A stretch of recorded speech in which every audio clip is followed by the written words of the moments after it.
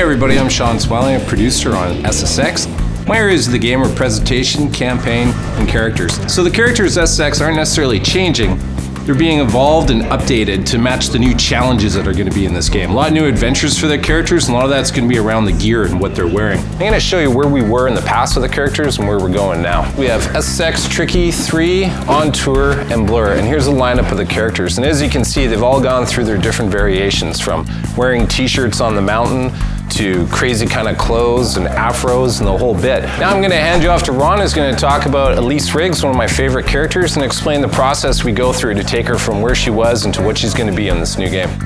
I'm Ron Bignell, art director on this franchise, and I'm just going to take one of the characters here, run you through sort of a process in terms of how we're evolving our characters. It's about staying true to the franchise and bringing the SSX IP characters of the old and bringing them into the SSX of the future. And there's a flavor that's going on here, which is more about believable gear, believable wardrobe, to enable the characters to exist and do their best in this more of a rough, natural world. Over here, just a few small images from SSX, SSX Tricky, SSX 3, On Tour, and Blur. And you can see she's remained very consistent.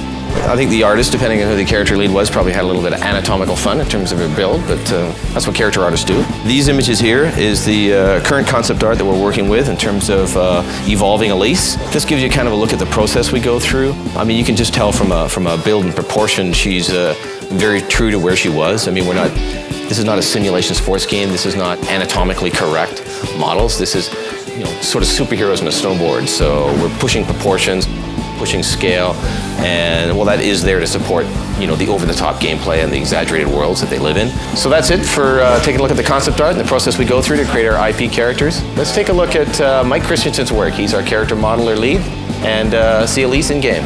All right, so I'm going to go through a few quick steps on how she was created.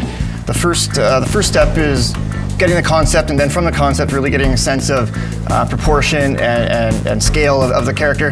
Here we're just showing a quick demo of the base meshes, where you start from.